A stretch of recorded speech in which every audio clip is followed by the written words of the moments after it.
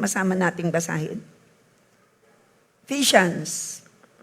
Mamaya nyo makita ang topic. Dito po nanggaling ang topic. Verse 7 ng Ephesians chapter 4. Ngunit kahit na bahagi tayo ng iisang katawan, sabihin natin, iisang katawan, binigyan ang bawat isa sa atin ng kaloob ayon sa nais ibigay ni Kristo. Si Kristo ang nagkaloob, ikaw at ako, tayong lahat, ay may ipinagkaloob si Lord. Sino ang masaya ron?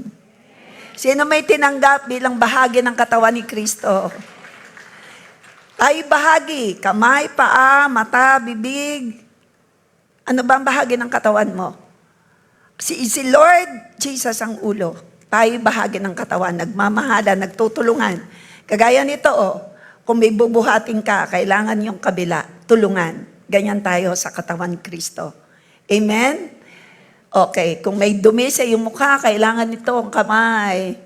Kung kailangan mong umupo ng maayos, kailangan ng kamay para tulungan si puwet. Tama? Kung ikaw ay kakain para mabusog, hindi pwedeng, ang sama kaya ng ito lang. Tama ba? Kailangan na ang kamay, tutulungan. At pag makati ang likod, okay, may makati isang part, may hawak ang iyong kanan, ito naman kaliwa, tutulungan si likod para kamutin. Kaya ganyan tayo sa katawan ng Panginoon. Tulungan tayo. May usher, may music, may pastor, tulungan. Sabi mo, ganun din sa family. So yun po tinutukoy dito. Tayo bahagi ng iisang katawan. Sino ang ulo ng katawan? May ulo ba ang katawan? Ikaw ba may ulo? Meron. Okay? Sino ang ulo? Si Kristo. Tayo'y katawan. Body of Christ. Kaya tinatawag, we are the body of Christ. Katawan. Okay? Ang ulo ay si Christ. At ang tungkulin na tayo may iba't ibang kantungkulin, kaya may iba't ibang kaloob. Sino na kaloob? Si Christ. Ang iba'y ginawa niyang apostol, ang iba ay propeta, ang iba'y mangangaral. Sino mangangaral? Magandang balita. Ang iba naman ay pastor, kagaya namin, nag-aalaga, at guro, yan, nagtuturo. Kung ano ang need, ibinibigay ni Lord. Kung ano ang need sa church, ibinibigay ni Lord. Kompleto yan. Tayo may apostol, bishop. Ang iba, verse 12, ginawa niya ito para ihanda. Anong purpose? Bakit may binigay si Lord? Ihanda sa paglilingkod. Yun. Sinong gustong paglingkod sa Panginoon? Pasang kamay. Ayan, inihahanda. Kami ginagamit. Kaming binigyan ng kaloob, ikaw rin binigyan ng kaloob sa paglilingkod. Ihanda sa paglilingkod ang mga pinabanal. Wow, ganda nun Sino rito? Ang born again natin, ikaw ay pinabanal. Hindi mo kayang maging banal. Hindi naman pwedeng pumasok sa langit ng hindi banal. Ibig sabihin ng pinabanal, sino nagpabanal? Ayaw tanggapin ng ibang pinabanal. Iyan po nakalagay. Ginawa niya ito para ihanda sa paglilingkod ang mga pinabanal. Tanggapin na natin na tayo, dahil sa biyaya ng Lord, we are under yung covenant, hindi mo kayang magpakabanal, pero nariyan si Holy Spirit, tulungan ka. At yung kabanalan na meron tayo para makapasok sa langit, yan po'y imparted sa atin dahil nasa iyo si Holy Spirit. Sino rito natutuwa na sa iyo si Holy Spirit, in-impart din sa iyo yung righteousness. We are the righteousness of Christ. We are the righteousness of God in Christ. Yan. Ihanda sa paglilingkod ang mga pinabanal. Hindi mo kaya maging banal, pinabanal ka. Sino nagpabanal? Si Lord. Basta ikaw ay may relasyon, pasok ka kay Lord sa langit. Sino perfect? Wala. But we have a perfect God in us. Kaya makakapasok tayo sa langit. See to it, nasa iyo si Holy Spirit. Ang pinananahan ng Holy Spirit ay nababago. Okay? Para lumago at maging matatag sila bilang katawan ni Kristo. Sabihin natin, maglingkod, lumago, maging matatag. Kakatuwa si Lord, ano? Yan ang gusto ng Panginoon sa atin. Pero may mas maganda pa. 13. Sa ganitong paraan, maaabot nating lahat ang pagkakaisa sa pananampalataya, pagkakilala sa anak ng Diyos, ganap na lalago sa espiritual, nating pamumuhay. Ito po ang purpose. Bakit kailangan mong lumago? Tingnan nyo ang kasunod. Hanggang, ilakas natin, hanggang makatulad tayo ni Kristo. Wow naman. Kaya mo ba yon? Hindi. Bakit mangyayari yon? Dahil ni Holy Spirit. Palakpakan natin si Holy Spirit.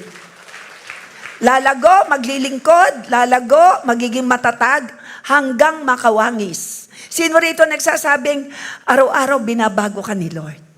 Ayan ang pinahaanan ni Holy Spirit. Araw-araw, tanggapin mo na mababago ka. Kasi pinananahanan ka ni Holy Spirit. Taas ang kamay, ang patuloy na mababago dahil ni Holy Spirit.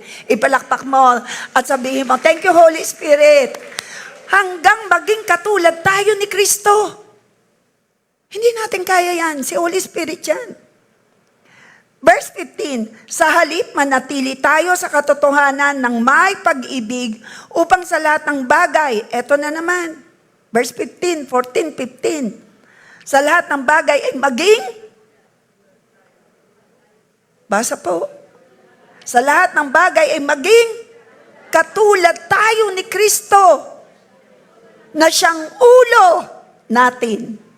Tayo'y mga bahagi ng katawan. Ang katawan ay may ulo. Ang ulo ay si Kristo. Ikaw ay kamay, ako ay bibig, tayo'y paa. Ang ulo ay si Kristo. Palakpakan natin si Christ. Upang siya na maging katulad. 2 beses sinabi, 14 and 15. Maging katulad. Yan ang layunin. And then, ito ang maganda. Verse 16. At sa pamumuno niya, ang lahat ng bahagi ng katawan na walang iba, kundi ang mananampalataya. Sino raw ang bahagi ng katawan?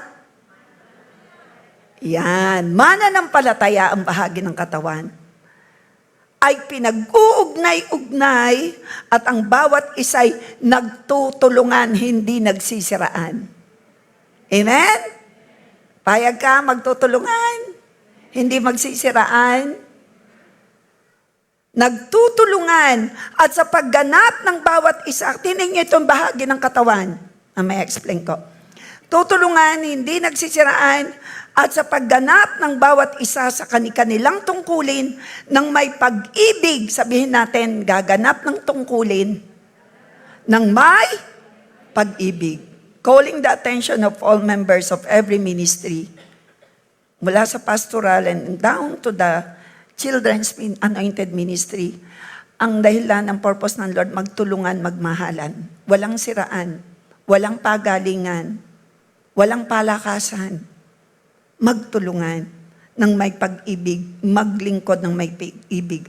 At ang buong katawan, ano mangyayari habang nagtutulungan, nagpapalakasan, ano mangyayari po?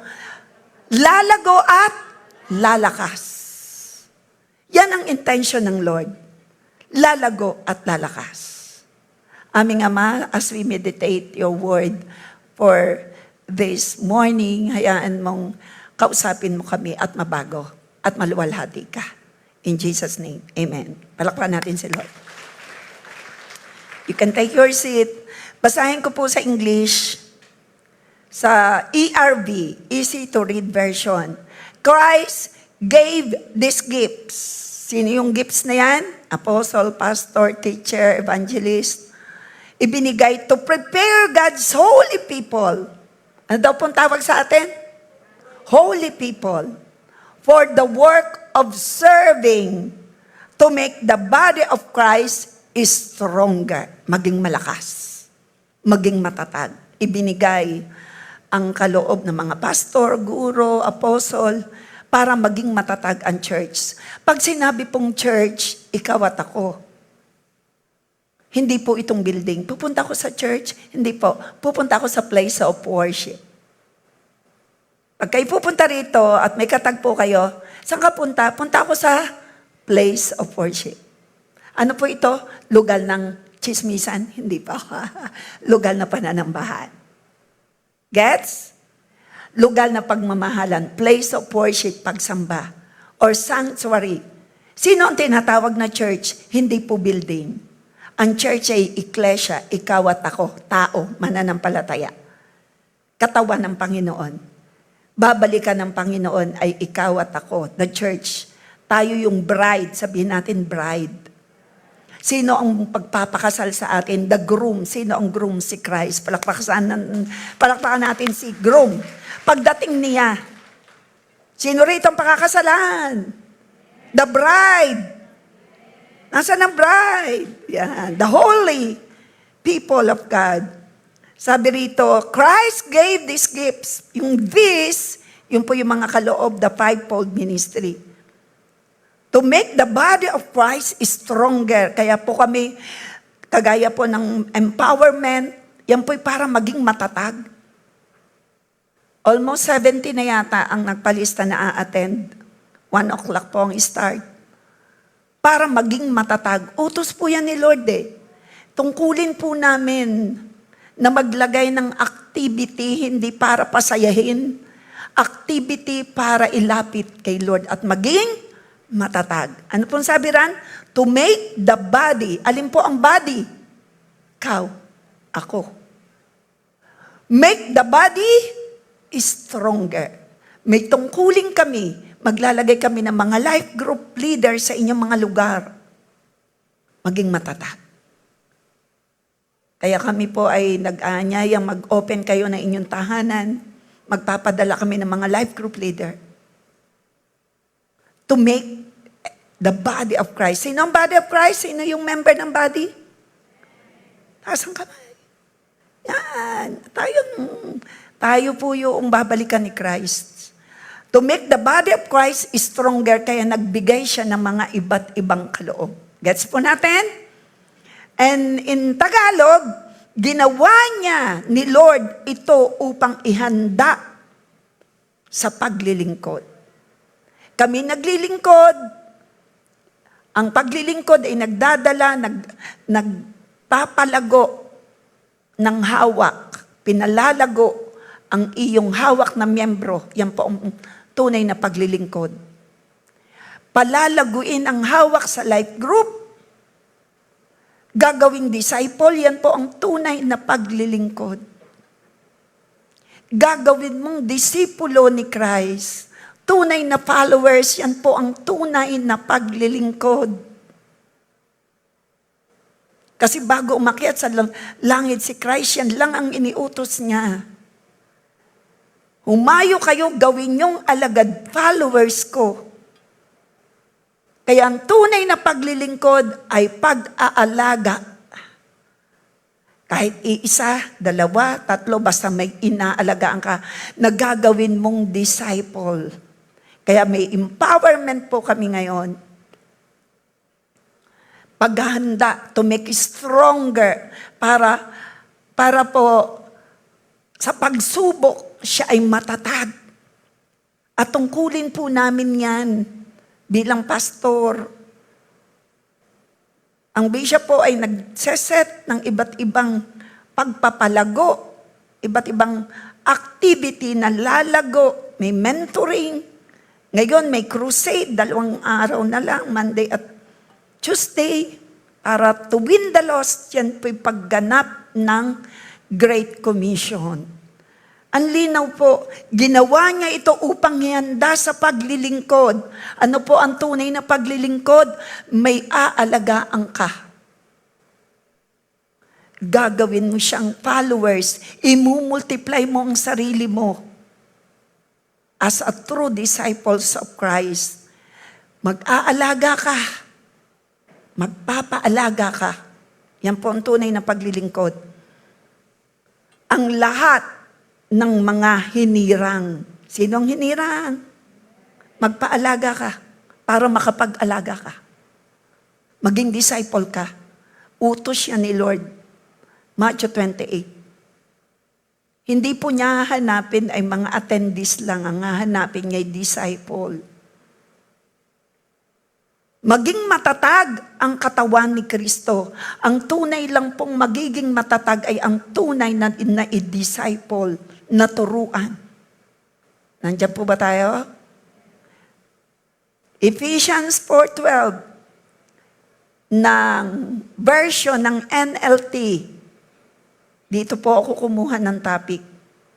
Their responsibility. Iisa po ang binabasa natin Tagalog at English, pero dito po sa NLT, dito ako kumuha ng topic. Binasa ko kanina ay easy to read version, and then Tagalog, ito naman po English, New Living Translation. Basahin natin the same book and verse. Their responsibility, ang responsibilidad ng mga pastor, ng mga life group leader, is to equip. Responsibility ng disciple is to equip. The responsibility ng fivefold ministry is to equip. Sabihin natin, to equip. Anong sa Tagalog na binasa natin kanina? Maihanda sa paglilingkod. Equip God's people to do His work, yung gawain ni Lord. His work, sabihin natin, His work. Yung gawain na pinagagawa ng Lord sa kaharian niya sa lupa. And build up the church. Alin daw po ang church? Body of Christ. Sino ang body of Christ? Ikaw, ako, miyembro. We are not just a member. We are, ang gusto ni Lord ay followers. Tayo katawan. Tayo'y magmamahalan. Nakikita nyo ba, ito pong ibig sabihin ng body of Christ. Ulo si Lord, tulungan ang kamay. May bubuhatin, hindi kaya ng kanan, tutulungan ni kaliwa. Tama po ba? Ganyan po ang function ng bawat isa. Tulungan. Hindi makakapunta doon kung ari lang ang gagalaw. Paano kaya ako paparo? Tutulungan ni kaliwa. Tama po? Parehong mahalaga. Amen? Ganon din ang mata. Kailangan nakakasundo. Pag-ari, di nila ang, paano ari? Tulungan. Kita nyo ba? Ang galing eh. Ang galing ng ginamit ng Lord na illustration, body, para maging malinaw sa atin yung pagtutulungan. Tama po ba? Hindi pwedeng sabihin, nibibig na ako naman pag-una ng kasasalita, ikaw naman puwit, unang upo. Abay, pag walang puwit, isang lalabas. Hello? Tinutulungan pa nga ni kamay ang puwit para maging maayos yung pagkakaupo. Di ba? Oy, kaya gising. Oy, sabi mo yung katabi, gising. Tulungan. Pagkaligo mo, ikay pumunta sa church ng hindi ka nagsusuklay, kailangan mo ng kamay. Kasi pag pumunta ka rito, hindi maliban ng mga lalaki, gayang-gayang lang yan. Ang mga babae, mahabang buhok, subukan mong hindi ka gumamit ng kamay para suklayin. Baka sabihin mo naman, makapagpaikli na. Andiyan yung kamay para tulungan. Andiyan ang kamay para tulungan kang kumain. Ang hirap kaya, kain na at aring kakain mo. Ang hirap, di ba? Kaya anong ginagawa? Katulong ang mata sa pag-aalaga kay kamay pag madumi. Kagaya ng kamay ko. Kailangan ng mata para maging malinis ang kamay. Tama ba? May kausap ka ako? Sasagot kayo. Pagka may ingrown ang iyong kuko ba ang may ingrown o paa? Nag-isip bigla. Saan ka nakalagay ang ingrown? Sa galamay. Finger. Pagka sa paa, finger din. Anong tawag sa... alam ng mga bata yan, toes. Nandun yung ingrown, Hindi mo pwedeng awayin ang kamay. Baka hindi matanggal ang ingrown. Sila'y tulungan. Ganon din sa church. Hello? Mahalan. Sabi mo, mahalan tayo. Love lang. Lalo tigit sa pamilya. Tulungan, magpapalakasan yan. Pag may mahina, hindi pwedeng tadyakan. Ibabangon mo yan. Tutulungan, dadalawin. Mga nasa ospital. Dadalawin. Kung may na-ospital, ipagpipray kung may sakit. Kaya po, basahin uli natin Ephesians 4:12. Their responsibility is to equip God's people to do His work. Ang gagawin ay yung pinapagawa ni Lord, hindi yung iyong gusto. And build up the church. Alin po ang church? Ikaw at ako. Saan ka pupunta? Pag gusto mong pumunta rito? Sanctuary. Saan ka pupunta pag pupunta ka sa dito? Place of worship. Hindi, pupunta ko sa church. Ang church po ay nakalagay dyan ay build up the church. Building? Hindi po. Alin ang church? Tayo. Okay? Dahil tayo ang katawan. Kaya po, ang inilagay ko pong topic ay equipping God's people. Maihanda sa paglilingkod at maging matatag. Sinong gustong maglingkod? Kaya kami po sa aming mga panawagan, pag Sunday, dapat na-attend kayo. At ako pinatutuwa, pag yung mga nasa online na hindi makapunta, ay dumadalo. Ito po'y gusto ng Panginoon. Maihanda sa paglilingkod at maging matatag. Sino yung natutuwa sa Panginoon na tinutulungan tayo ng kanyang salita, na concerned pala siya sa atin para ikaw ay maging matatag, na ikaw ay magtagumpay sa pagsubok. Ginagamit lang ang isa't isa. Sabi mo sa iyong kaliwat kanan, kung hindi ka pa ginagamit ngayon, ay tanggapin mo, may kaloob ang Lord sa iyo. Tayo bahagi ng katawan ni Kristo. So, equipping God's people para may handa sa paglilingkod at maging matatag, ito ay sa pamamagitan ng, pinaghalo ang Ingles at Tagalog, sa pamamagitan ng, number 1, biblical teaching through God's holy word. Number 2, belonging in the anointed group. And number 3, blessing in the blood of the Lamb. Itong tatlong bagay na itong ating pag-uusapan. Kanina po ako ay nasa blessing in the blood, number 1. Yun po ay 7. So alin po ang ating pag-uusapan? Paano ka maihanda? Anong number 1? Biblical teaching. Anong number 2? Belonging in the anointed group. Anong number 3? Blessing in the Lamb. Dapat po in the blood of the Lamb. Ito dapat ay alam mo at ito dapat ay tinatanggap mo. So pag-usapan natin, number 1, para matulungan kang lumago, matulungan kang maging matatag, para matulungan ka na maglingkod. Number 1, kailangan mo ang salita ng Diyos. Naglilingkod na po ako, kailangan pa nating lahat.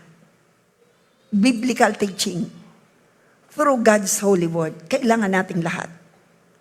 Tuloy-tuloy ang paglilingkod, kung tuloy-tuloy ang iyong pagkikipag-usap sa Lord through His word, o pakikipag-usap ng Lord sa iyo through His word. So, biblical teaching, ano po ang sabi ng 2 Timothy 3:16? Lahat, samahan niyo po ako sa pagbabasa, lahat ng kasulatan ay isinulat sa pamamagitan ng kapangyarihan ng Diyos. Makinig po muna tayo doon. Baka po may nagbabahay-bahay at sinasabing, naniniwala ka dyan sa salita ng Diyos, yan na may ginawa ng tao. Kailangan alam mo ang isasagot mo.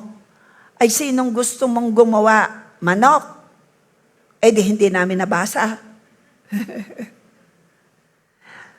Ang maganda doon, ginawa ng tao, pero basahin natin.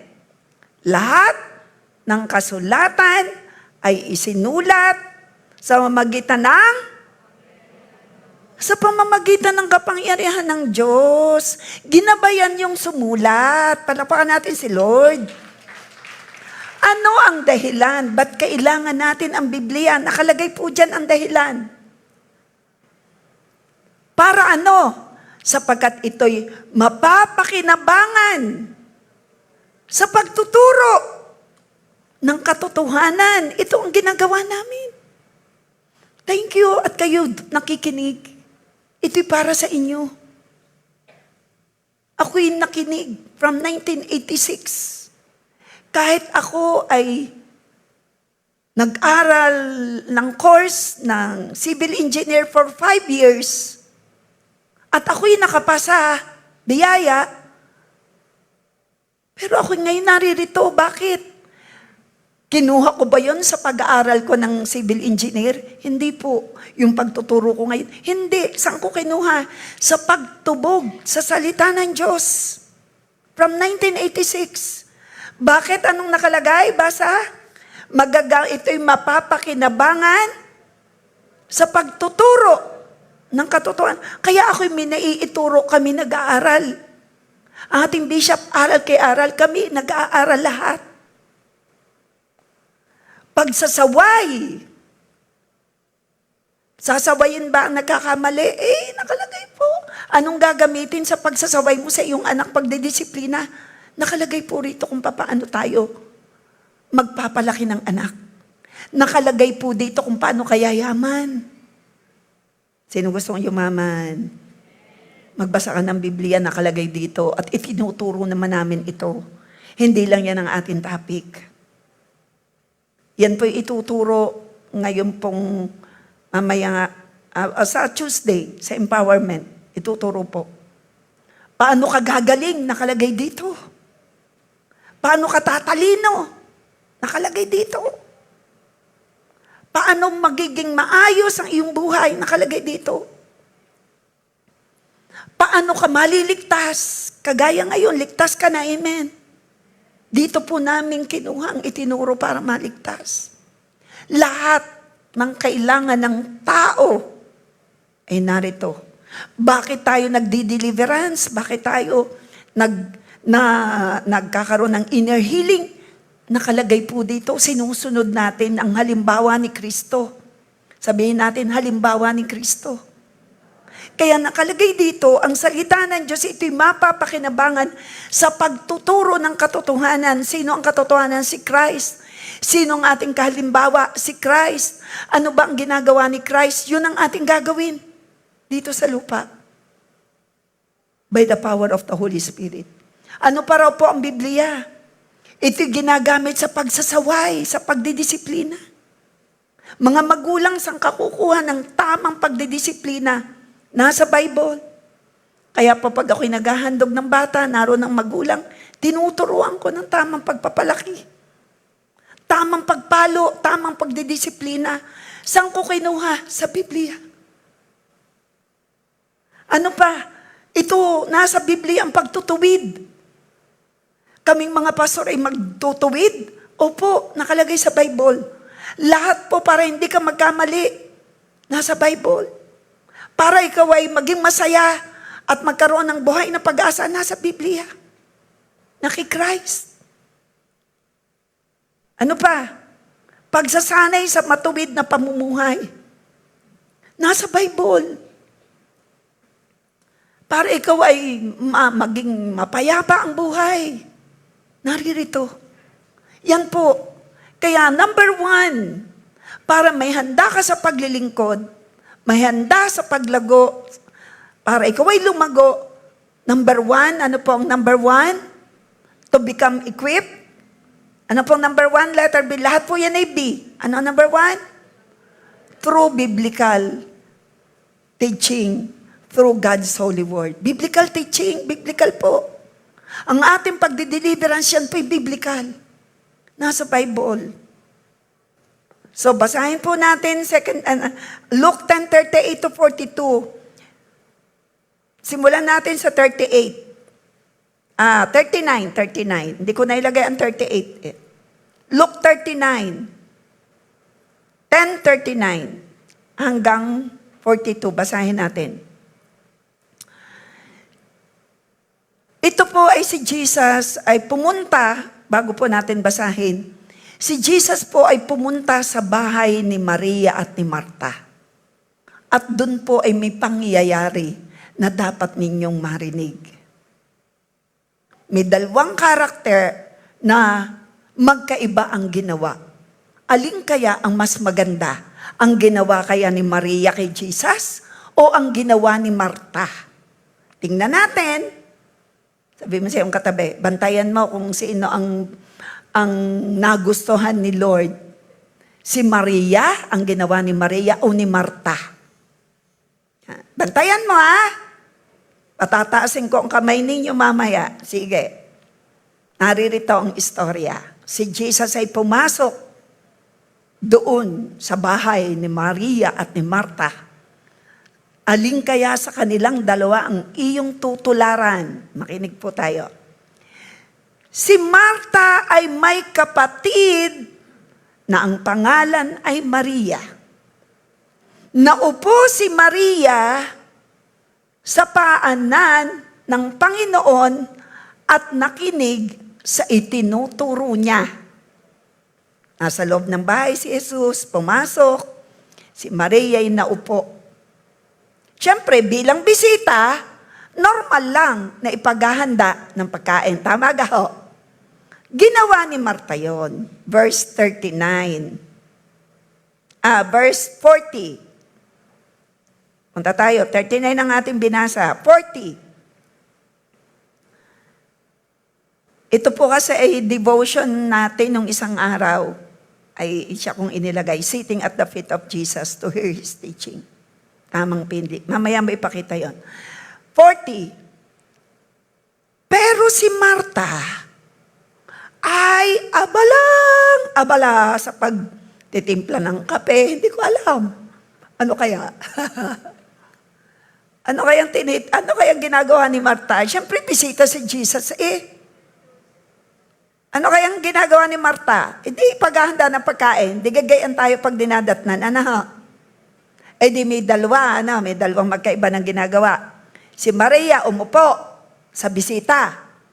Si Marta naman umalis at naghanda ng ibibigay sa bisita. Sinong bisita? Si Jesus. Okay. Nagsumbong si Marta. Sabi niya, kaya lumapit siya kay Jesus at sinabi, Panginoon! Kilala naman niya si Jesus Panginoon ang tawag. Bali wala po ba sa inyo na nakaupo lang dyan ang kapatid ko, tinahayaang ako ang gumawa ng lahat? Nagmamaktol. Sinabi pa sa Panginoon, bali wala ba? Parang sinasabi na, hindi nyo ba kayo nagmamalasakit ako sa akin? Hindi ba kayo nagmamalasakit sa akin? Ako pagod na pagod. Tapos iyan nakaupo lang. Gaya na sabi ni Marta. Tingnan natin kung kakampihan. Sabihin nyo naman po sa kanya na tulungan niya ako. Inutusan ng bisita. Sinong bisita? Si Jesus. 41. Pero sinagot siya ng Panginoon. Marta. May Marta ka rin Wala. May Maria. Wala rin. Marta. Hindi ka mapalagay at abala ka sa maraming bagay. Ngunit isang bagay lang ang kailangan. Ilan daw ang kailangan, sabi ni Jesus?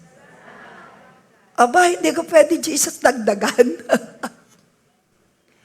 Marta, isa lang ang kailangan.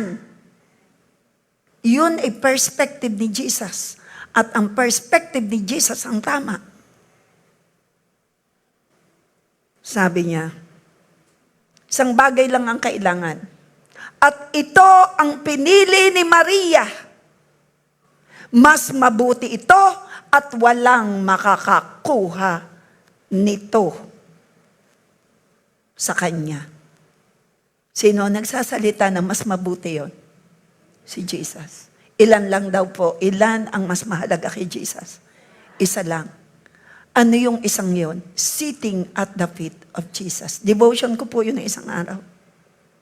Anong ibig sabihin ng sitting? Matuto kang makinig kagaya ng ginagawa nyo ngayon. Palakpakan natin si Lord. You are sitting at the feet of Jesus. Si Jesus ay nasa iyo. Ginagamit lang ako ni Jesus as His mouthpiece. When you sit reading the Word, you are sitting at the feet of Jesus. When you sit in prayer, you are sitting at the feet of Jesus.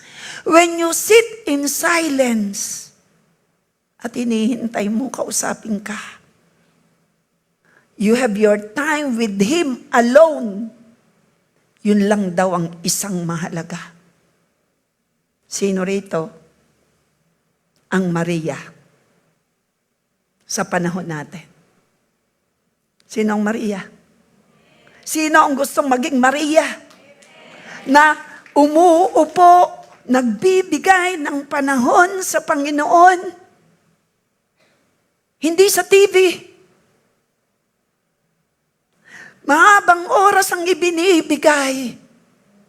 Tama ang paglilingkod na ikaw ay nagsusulwin. Paglilingkod na you belong to a ministry. Pero isa lang daw Gawin mo yan. Gusto yan ni Lord. Pero may higit na gusto ang Panginoon na hindi pwedeng mawala. Ano po iyon? Manahimik ka sa presensya ni Lord. You and the Lord. Tawag doon, devotion. Wala kang kasama sa iyong room. Tulog na marahil ang iyong kasama. O nakaalis na ng bahay. Give time. Sadya namang maraming trabaho. Sino bang wala? As a mother, employer, may negosyo, may ministry. Kay Lord, ang mahalaga yung umupo ka sa akin. Awitan mo ako ng solo. Tayo ngayon, sitting at the feet of Jesus, sama-samang umaawit, makinig ka. Yun ang ginawa ni Martha. Sino ang nagnanasang gawin iyon sa kanyang buhay? Habang hindi pa dumadating si Lord. Palakpakan mo si Lord. Hindi naman ako ang may sabi. Si Christ mismo. Mali bang ginagawa ni Martha? Hindi. Hindi naman sinabi ni Lord na mali ang ginagawa mo Kaya lang, ang sinasabi ni Christ, naruroon siya. Nasaan ba si Christ? In this place.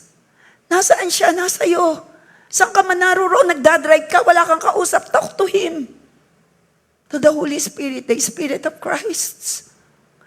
Umawit ka sa Kanya. Hayaan mong puso may umawit. Anong matatandaan mo kung lagi kang nakaupo sa TV? Diba minsan pag lagi kang nakaupo sa TV, yung mga balita, naku, yun na nasagap mo, yun na lagi ang laman ng bibig mo. May lumindol daw sa Taiwan. Okay lang namang makinig. Pero have time. Sadyang dapat magtrabaho, pero give time. Kung wala kang time sa umaga ng mahaba, magbigay ka ng time bago matulog. Minsan nga, ang Lord na ang tira-tirahan sa oras. Samantalang, galing sa Panginoon ang 24 hours. Sino nagsasabing regalo ng Diyos ang 24 hours? Magpasalamat tayo sa Panginoon. Give time, give time. Ako po'y may hinamon ngayon. Happy ko po sa kanila. Sabihin nyo, i-message nyo ako. Manap kayo ng sasakay sa isang jeep. Ako nang babayad doon sa jeep. Dalhin sa crusade, bago. Punuin ng jeep. Kailan mo gagawin ang soul winning pag dumating na si Christ? Hindi mo na magagawa yan. May nakakaalam po ba kung kailan darating si Christ? Wala. Kinausap ko po kanina. Hindi ko na po sasabihin kung sino. Medyo napakalayo po kasi yung sobrang ilang bundok. Siguro 10 bundok. 10 ba? Mga ilang bundok yun. Kaya sabi ko, kung mapupuno ang isang jeep, message ako, Bayaran muna ni dito ko doon ko nang babayaran sa crusade. 2 gabi na lang po kasi yung crusade. Doon po kasi mismo ang bishop ang nag-speak ng salvation. Tapos ipagpe-pray para lumaya, gumaling. Sino magpapagaling? Si Christ. Palakpakan natin si Christ. Ano yung ginagawa? Part ng soul winning. Ano ba ang purpose ng pera? Ay para sa soul winning. Ba't nagpatayo nito? Ay para sa soul winning. Para mga tao'y malibang na matuwang umattend. Uy, ganda pala ng church nyo. Sa simula yun, ganoon. Pero pag nagtagal, sarap pala ng makinig. Ako'y lumalakas. Sa simula, pupunta ko doon sa inyong church, malamig. Siyempre kaya, ano yung sa natin ginamit? Yung mga resources, ayan no? Mga lights para tayo nagagamit natin yung pera. Pero maganda rin yung pera mo, nagagamit mo sa soul winning. O sino rito yung padalawang magsasabi na akin ang isang jeep, punuin nyo lang diyan sa inyong lugar. Sino? Oh. Punuin nyo lang ng bago, dadalhin doon sa crusade. Kasi bakit doon ko pinadadala ng mga bago? Kasi una, ang bishop pa nagsasalita. Padalwa, makakakita ng mga himala. O di yung tao, biglang nahanap ng himala, makakaya. Aba, ay himala, gumaling, lumaya. Palakpakan natin si Lord. Kaya please, 2 gabi na lang, iyan po'y once a year lang. Punuin, sa ambang barangay, gustong isang puno ng jeep. May sasagot dyan. Akin ang isang jeep. Pero puno ng bago. Tahimik nyo. Utos kasi yan ni Lord. Pero wag tayong lumayo. Sitting at the feet of Jesus. Ito yung tamang pili. Ilagay mo yon, tamang pili, yung nasa bandang una. Tamang pili, sitting at the feet of Jesus to hear His teaching. Hindi yan, taas yan. Basa po. Sitting at the feet of Jesus to hear His teaching. Kagaya ng ginagawa nyo ngayon. Hindi kayo tulog. Praise God, walang tulog. Palapakan natin si Lord, walang tulog. So, pag sinabing tamang pili, sitting at the feet of Jesus, allow God your priority. Soak in His presence. Worship Him and pray. Yan po yung sitting. Worship, pray, spend time to listen. Ano ba yung sinasabi ni Lord? Ikaw ay nandoon sa senaryo. Anong sinasabi sa'yo? Yan po ang paggawa ng devotion. Spend time to meditate what God is telling you. Surrender everything unto Him. Yan po ang pagbibigay ng oras sa Lord. So surrender mo lahat. Everything. Ay, wala. Yung sinasabi ko kanina pa. Ay, yan.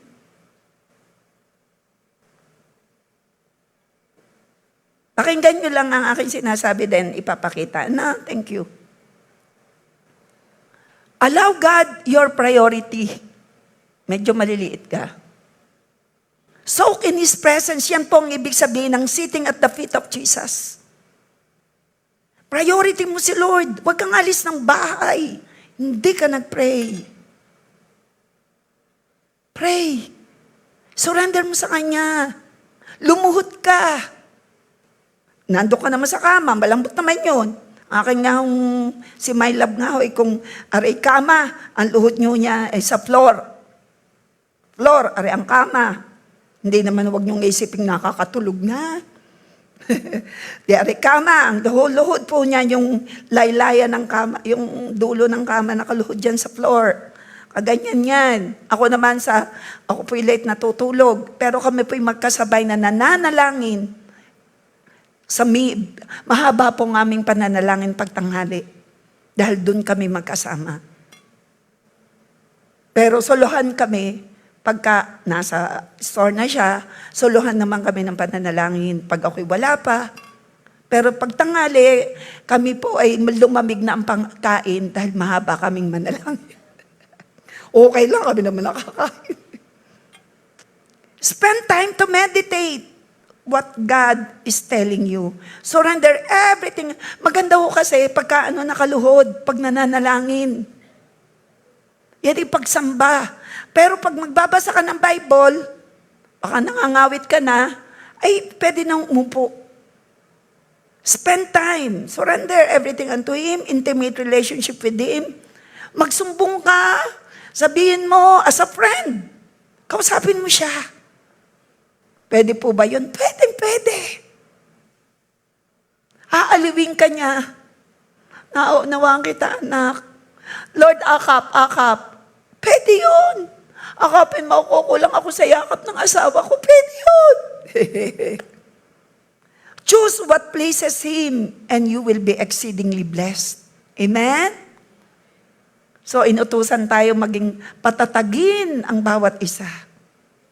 Inutusan tayong hayaang maglingkod. Binigyan po ng Lord ng iba't ibang kaloob. So, sa number 1, Psalm 119, 105, yung biblical teaching, ang Word of God ay mahalaga sapagkat ang salita nyo ay katulad ng ilaw na nagbibigay. Ari po, basa.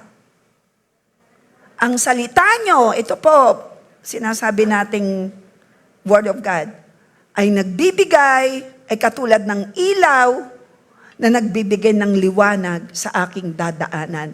Napakahalaga po ng liwanag. Tingnan pag nagba-brown out, kakapa-kapa, kukunin ang posporo sa gawa. Tama? Pero madali na ngayon kumuha ng liwanag dahil nasa cellphone. Paano kung hindi mo alam kung nasa ng cellphone? Liwanag ng buwan. Paano kung brown out nga? Saan ka kukuha ng liwanag kung wala ka pang posporo? Wala pang cellphone mo, alam nga itinatabi mo yung cellphone. Saan ka kukuha ng liwanag? Paano? E di iyong buksan ng iyong curtain. May konting yata ng buwan, pero sometimes hindi bilog. Hindi kabilugan. Madilim pa rin. Nakikita nyo ba ang kahalagahan ng liwanag? At yan po ang sinasabi rito, na ang salita ng Diyos ay katulad ng ilaw. Mahalaga ang liwanag. Sinong sasabing napakahalaga? At ayaw mong nababrown out. Dahil kung ikaw ay gagawa ng lesson plan, Ma'am Rhea Lingganda, mahirap pag walang ilaw, liwanag. Mahalaga ba ang liwanag? Yes. Ganyan ang salita ng Diyos. Mahalaga. Palakpakan natin si Lord. Number 2, equipping God's people para may handa sa paglilingkod at maging matatag. Paano? Number 2, ano yung una? Through biblical teaching, through God's holy word. Number 2, belonging in anointed group. We belong to this church, anointed one. Jesus, the anointed one. Kaya sa ating culture, ano yung number 1? We are a blessing. Number 2, we are anointed. 1 John 2:20, ikaw ay anointed. And we belong, pag ikaw ay naging member ng family, you belong to the anointed family. Sino yung mga anointed at tayo ay anointed family? Nagmamahalan. Taas ang kamay ng anointed, 1 John 2:20. Sino namang member ng anointed family? Palakpakan natin si Lord. Yes. May taglay tayong anointing prayer for the sick and the sick recover. Pero syempre, si Lord ang manggagamot. Kahit tayo ginagamit ng Lord sa pagpapagaling, may mga panahon na hindi gumagaling ang tao kasi hindi tayo ang nagpapagaling. May purpose si Lord. Nandiyan ba tayo? Hello? Huwag mo nang piliting kuhanin ang sagot na ang Diyos lang ang may alam. Sabi nung isa, naglilingkod ng matindi sa Panginoon, bakit namatay? Hindi kita masasagot yan. Ang Lord lang ang may hawak ng buhay ng kanyang mga anak. Amen. Ang Lord lang ang may alam ng katapusan ng bawat simula. Palakpakan natin si Lord. Kaya pag tinanong mo ako, ay matinding maglingkod sa Panginoon, bakit namatay agad? Hindi kita masasagot dyan. Ang sasabihin ko lang sa iyo, ay maunawaan mong pansamantala lang. Ang buhay ng tao, hiram sa Diyos ang ating buhay, ang hinirma natin ang babawi. At kung kailan ay hindi ko alam. Basta ang alam ko, habang ako'y nabubuhay at ikaw ay maglingkod tayo ng may pag-ibig sa Panginoon Diyos. Palakpakan natin si Lord. Maglilingkod ng malakas at masaya. Sino rito ang maglilingkod ng malakas at masaya at masagana? Umalakpak sa Lord. Amen. So number 2, belonging in anointed group. Ikaw at ako, we belong to this anointed family. Saan natin yan kinuha? Sa verse 7. Habang ikaw ay belong to the anointed group, you will discover your God-given gifts and talents. Madidiscover mo ang ibinigay na kaloob sa iyo ng Lord. Kailangan lang ikaw ay nasa anointed family. At ito yun, anointed tayo. Hindi dahil tayo ay Jesus the Anointed One Church, kundi bilang born again. Ikaw ay in-anoint. 1 John 2:20. Pakilagay mo gayon. Kailangan ikaw ay nasa anointed group, life group, para ma-discover mo ang iyong talents and gift. Kasi pag-uusapan doon sa small group, kung anong iyong talento. Uy, ikaw ba ay may talent? Kasi nahihiya-hiya pag ikay solo-solo eh. Kailangan ikaw ay belong sa group. At kung ikaw ay gusto mong mag-alaga, maunawaan po natin na kailangan mong magpaalaga. Mahirap yung ikaw ay gumaganap sa ministry na walang nag-aalaga sa'yo.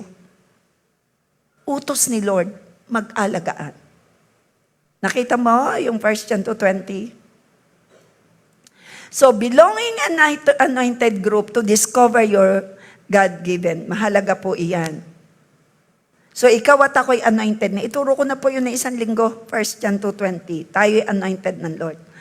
Dahil ni Holy Spirit. Sino rito ang in-anoint dahil ni Holy Spirit? Anointed ka dahil nasa iyo si Holy Spirit. Sabihin mo sa iyong katabi, anointed ka dahil nasa iyo si Holy Spirit. So you need to belong to the group, small group. Magpaalaga ka. Mahalaga yan.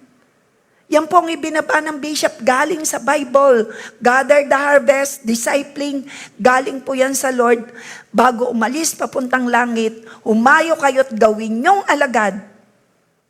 Gawin ninyong followers ang inyong mga tinuturuan. Sabi ng verse 7, ngunit kahit na bahagi tayo ng isang katawan, binigyan ang bawat isa sa atin ng kaloob ayon sa ibinigay ni Christ. Kaya yung kaloob na binigay, sabi mo sa iyong katabi, gamitin mo ang kaloob ng Diyos sa iyo.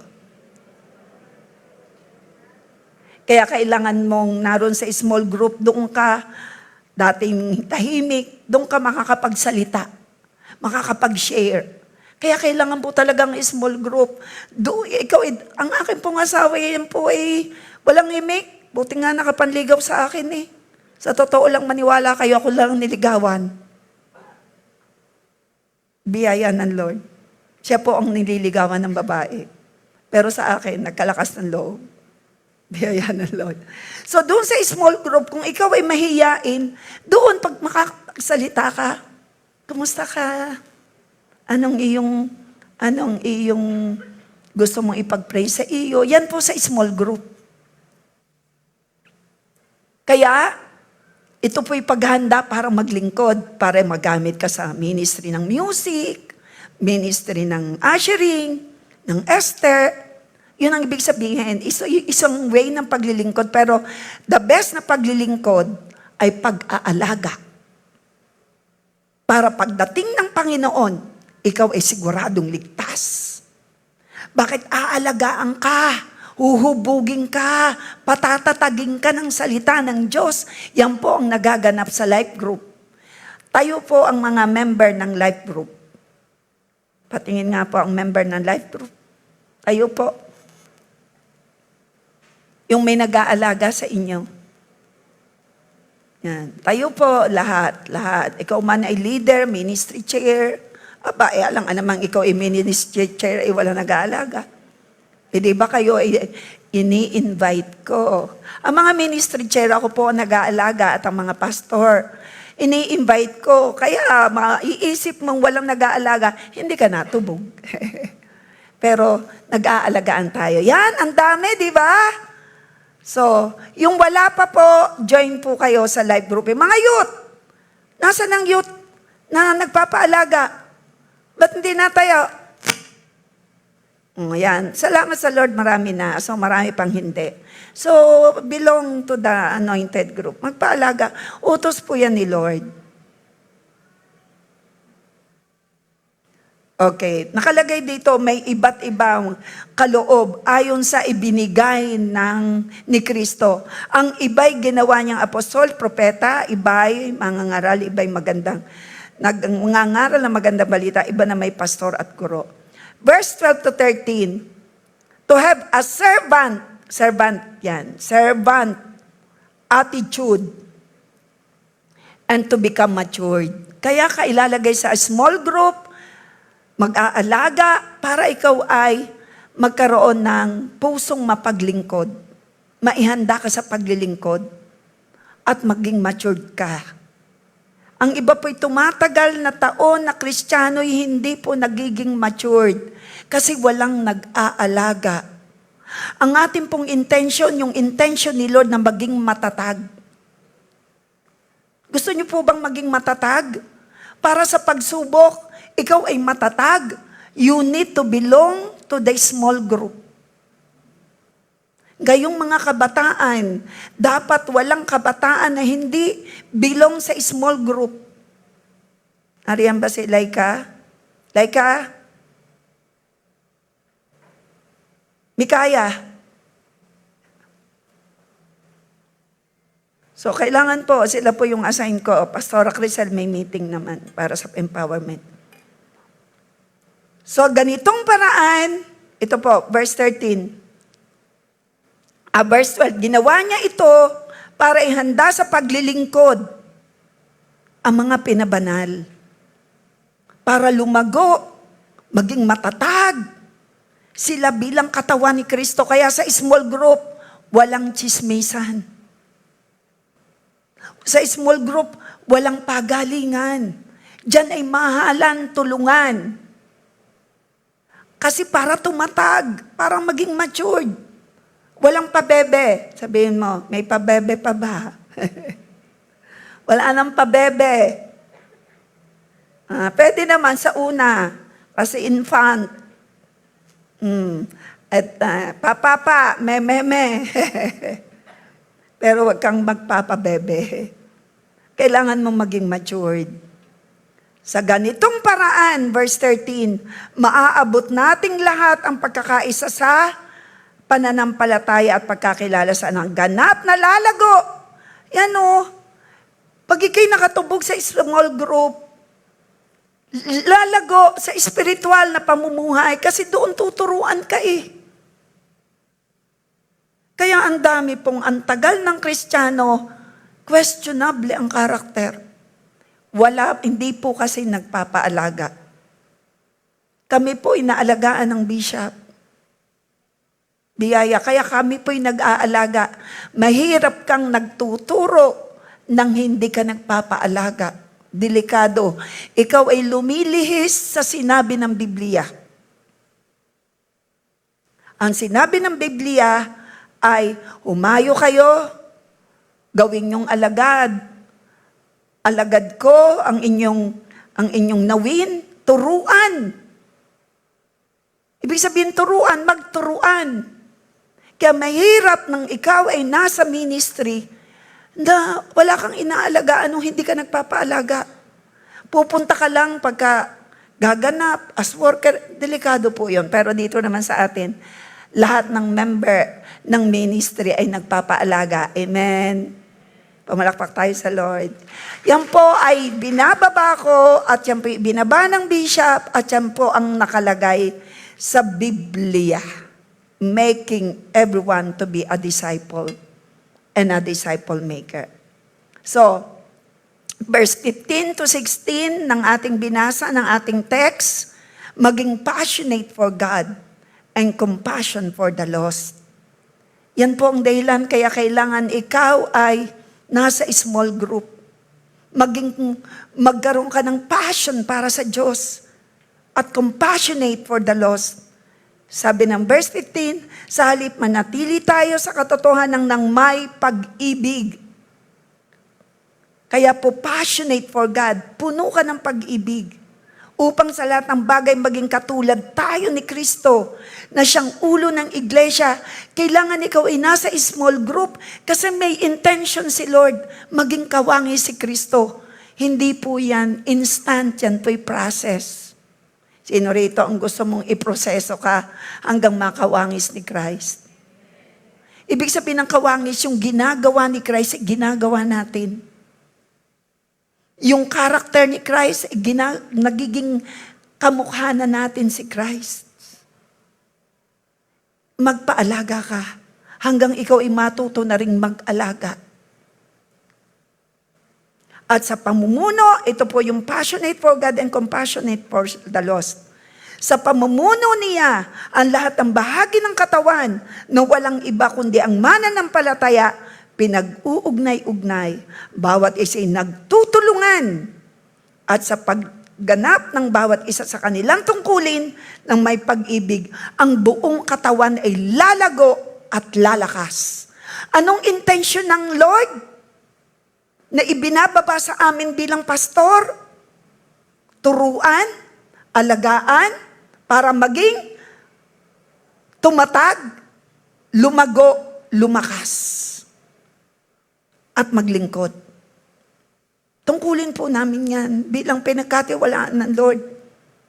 Kaya ito itinuturo ko po sa inyo, hindi galing sa akin, galing sa Biblia.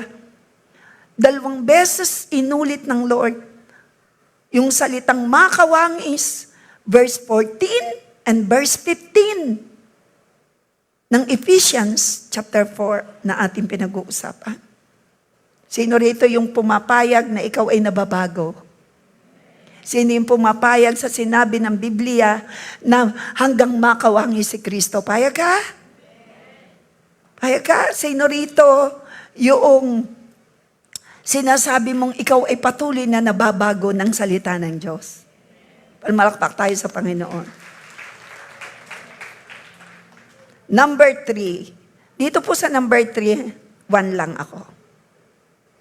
Para tayo natatapos on time. Magto 12. So, 1.5 pa lang tayo. Number 3 na po tayo. Equipping God's people. Maihanda sa paglilingkod. Pakita mo muna yan. Equipping. Yan ang akin laging inilalagay na una. Naandyan yun, inahing naandyan, wag tatanggalin. Okay. Equipping God's people. Basahin po natin. Ito pong ating title. Equipping God's people. May handa sa paglingkod, maging matatag sa magitan ng number 1, biblical. Ito po, Word of God. Number 2, belonging to the small group. Kaya mamaya, kayo po'y makipag-usap. Gusto nyong kayo puntahan sa bahay, kayo po'y small group. May pupunta po sa inyo, tuturuan kayo sa Bible, gagawin kayong tunay na followers, gagawin kayong genuine Christian, gagawin kayong matatag, gagawin kayong malusog spiritually. Tungkulin po yan na iniatang. At patatlo, maunawaan mo. Para kay tumatag, may pagpapala sa dugo ni Jesus. Ito po ay 7. Sa isang linggo ko na po itutuloy.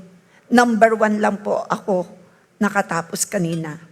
Ano po yung blessing in the blood of the Lamb? Ano po yung patatlo? Ngayon mo ipakita, Ineng, patatlo. Pakita mo na. Yung kanina, yung malaki. May kausap ka dyan? Wala naman, anak. Huwag mo na yung untayan. Ilan lang po dyan sa likod, dapat. Bawas muna kayo, bawas muna kayo. Bawas muna kayo, kasi nadidistract yata siya.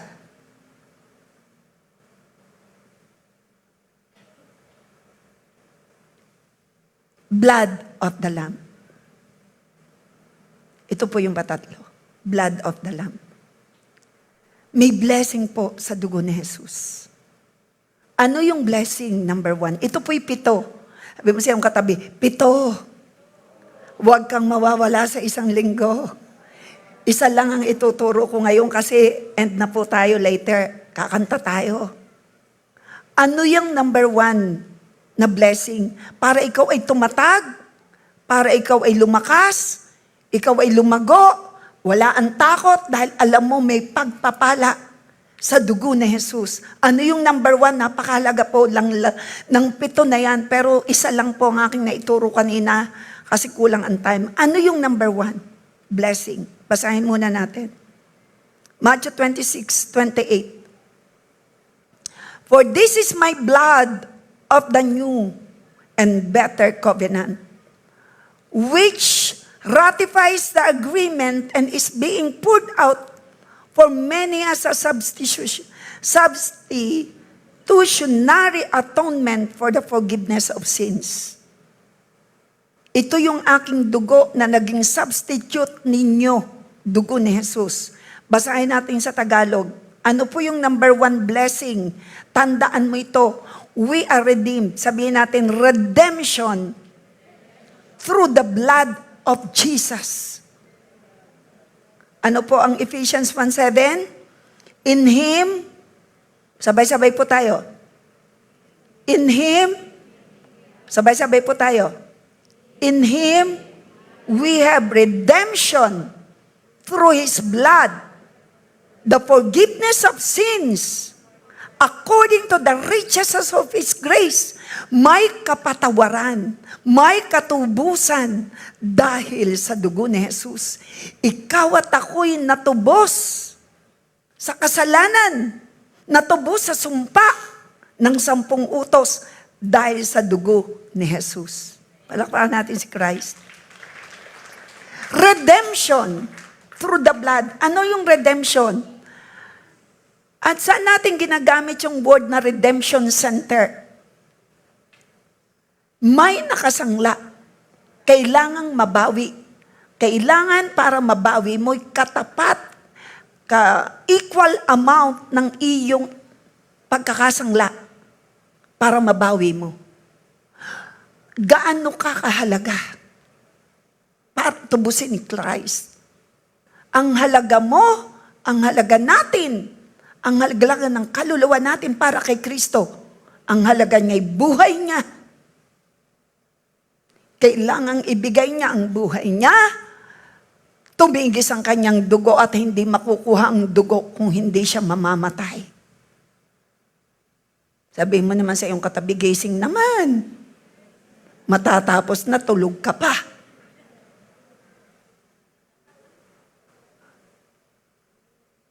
Redemption ang ating pinag-uusapan. Pagtutubos. Bakit?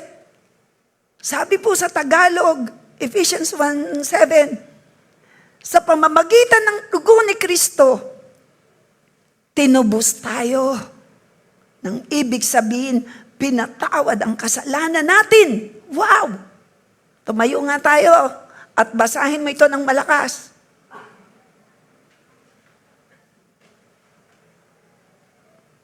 Number 1 blessing, redemption through the blood of Jesus. Wow! Basahin po natin ang Ephesians 1:7. Sa pamamagitan, yun namang masayang pagbabasa po. Yung buhay na buhay ka dahil ikaw ay tumanggap ng kakaiba ngayon. Sige po. Sige nga, mga buhay na buhay at may tinanggap sa Lord.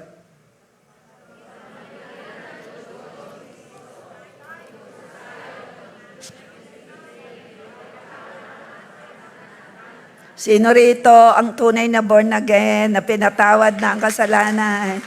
Pag sinabing born again, may relasyon kay Christ. Ang may relasyon kay Christ, nasa iyo si Holy Spirit.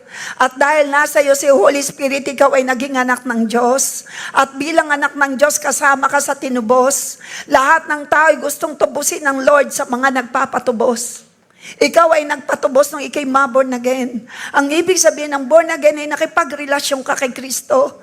At sino nagsasabi nagsimula ka makipagrelasyon, tuloy-tuloy na ito.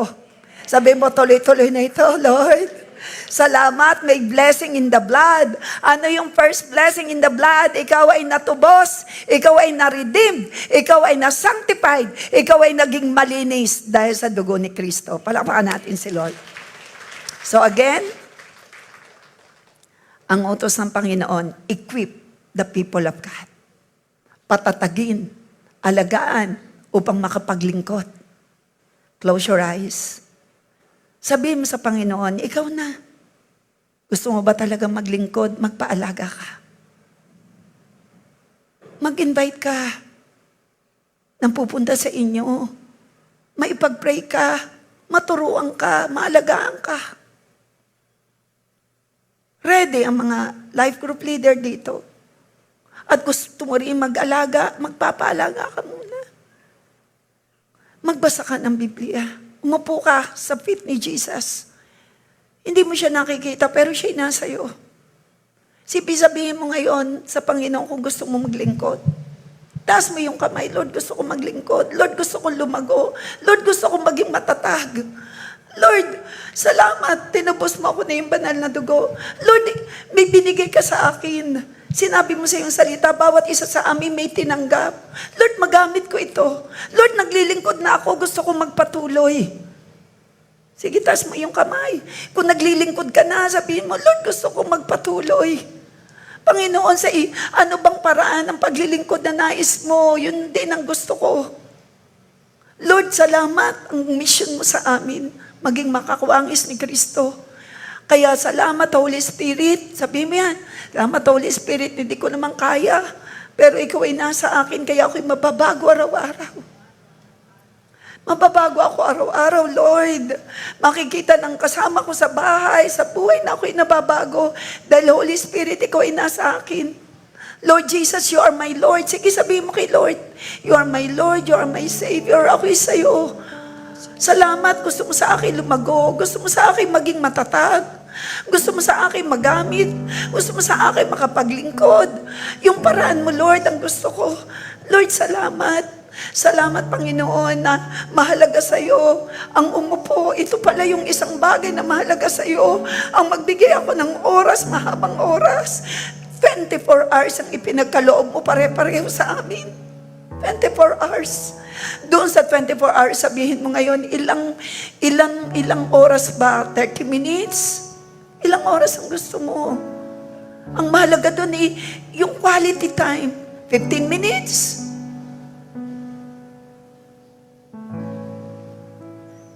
Awitan natin siya at sabihin natin napakabuti ni Lord. Kay buti mo, Panginoon.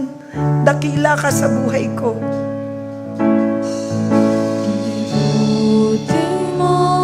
Panginoon, dakila ka sa buhay ko. Dakila ka sa buhay ko. Sa labis na pag-ibig mo. Sa labis na pag-ibig ay naligtas ako. Sige, sabihin natin yan kay Lord. Ako. Hindi man karapat-dapat. Hindi man karapat-dapat. Ay iyong pinatawad. Sige, sabihin natin yan kay Lord. At tinigyan mo pa ng tinig. Tinigyan mo pa ng Tinig. Tinuruan mong umawi. Tinuruan mong umawi.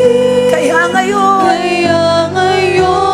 ang puso't isip isang mo, sinasambi. isang sinasabi.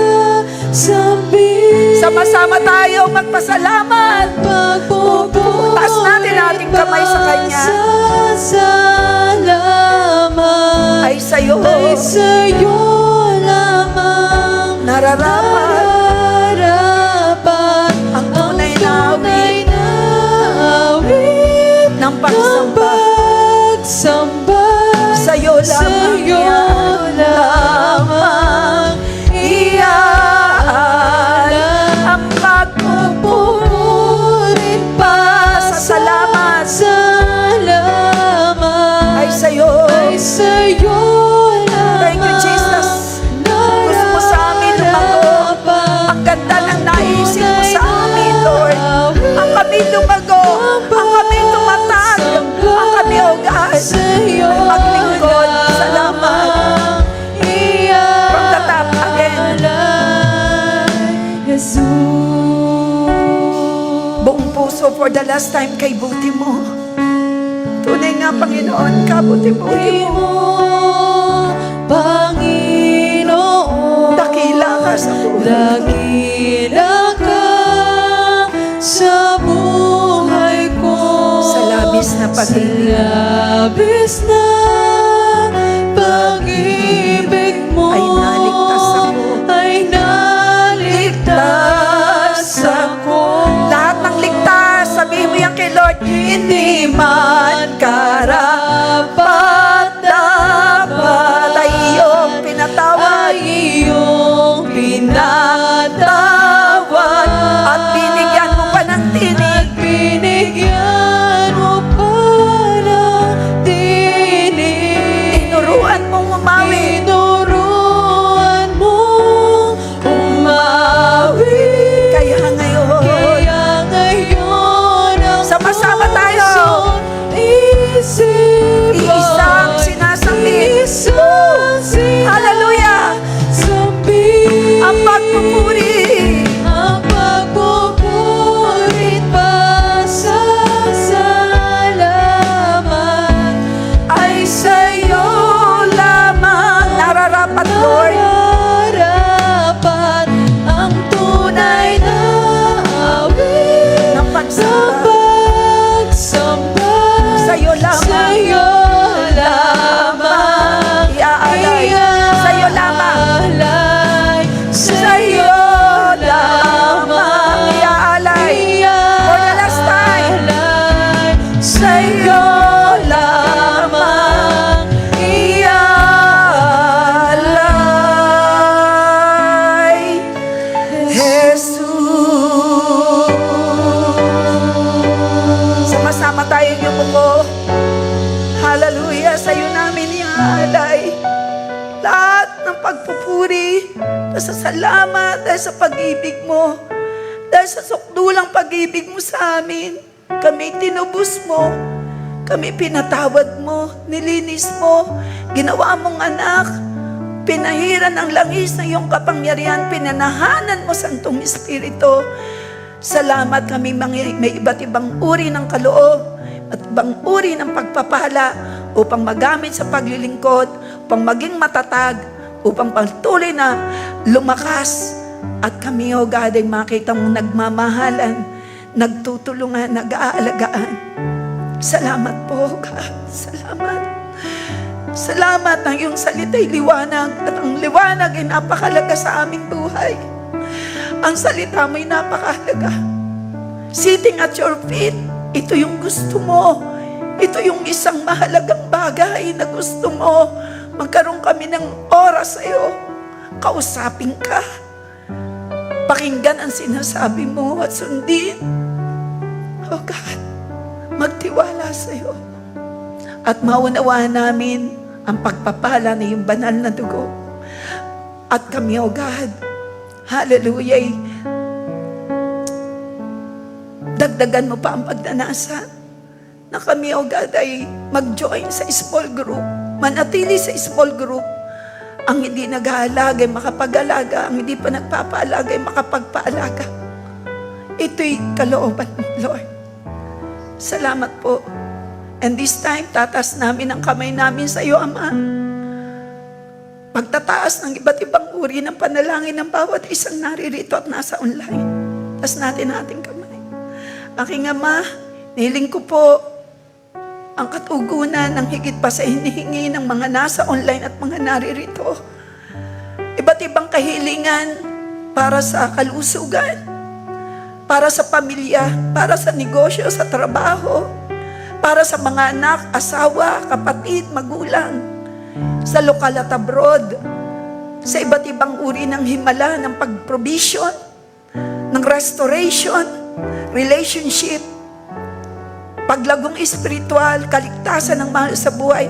Ang lahat ng ito ay aming itinataas sa iyo sa panalangin. Salamat po sa iba't ibang uri ng himala na mararanasan bawat araw ng iyong mga anak. Ang nagtitiwala sa iyo, Lord, ay hindi mabibigo. Salamat sa lakas, salamat sa karunungan, salamat sa protection, sealed by the blood of Jesus. Salamat for the blessing in the blood, blessing in reading your word, blessing in joining in a small group para kami maging matatag at maggamit sa paglilingkod. Salamat po, Ama, sealed by the blood of Jesus. In Jesus' name, amen.